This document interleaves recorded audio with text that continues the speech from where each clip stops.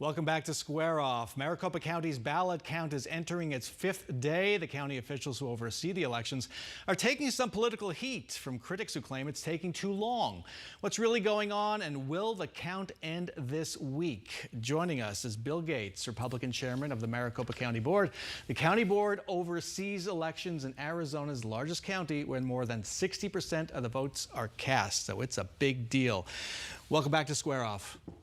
Good morning. I know you have a lot of demands on your time these days, so I really appreciate you coming down here to join us so early. Let's get to the ballot count. How many uncounted ballots are left in Maricopa County? We have approximately 190,000 ballots yet to be counted and reported. And so let's look ahead to tonight. How many of those ballots will be reported tonight?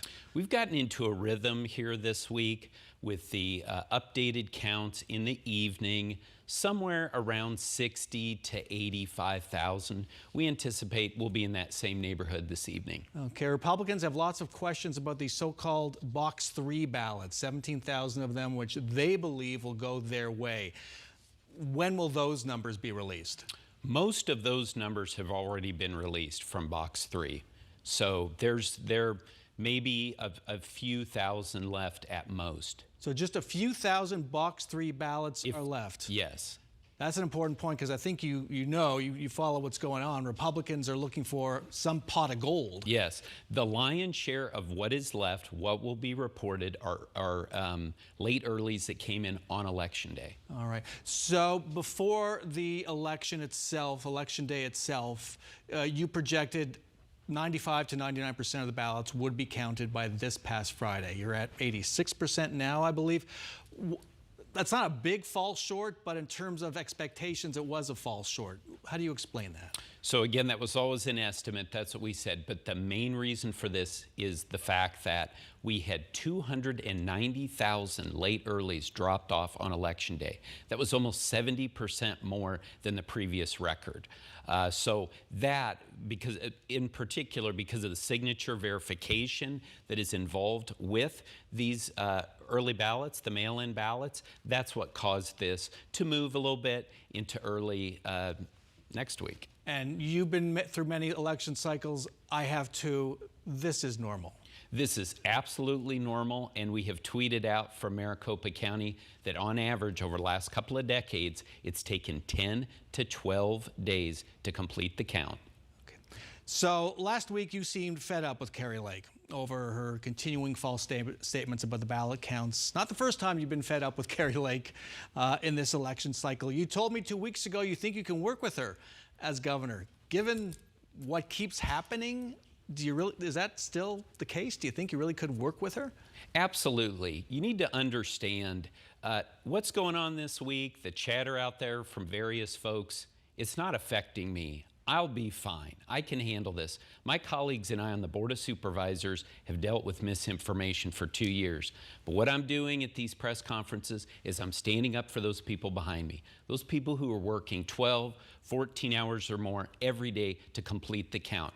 And when they are accused of slow rolling or in some way not doing their jobs, I'm going to stand up for them. I'm going to keep doing that. But absolutely, if Kerry Lake is elected governor, the Board of Supervisors will work with her. We would have many of the same constituents. There's no doubt in my mind every single person on the Board of Supervisors would work with her if she is elected governor. All right. Now, questions still persist about the Election Day problems with ballot printers at about, I think, 30% of the vote centers. You have said no voters were disenfranchised. How do you know that? So when I say that, what I'm saying is that every person who showed up at a vote center, they were allowed, they checked in, they were allowed to vote. And so they either put their ballot through the tabulator and it was accepted, or it was placed in Box 3. Those votes are all counted. It's just that they were not counted out at the vote center. As long as they're eligible votes, they're going to be counted.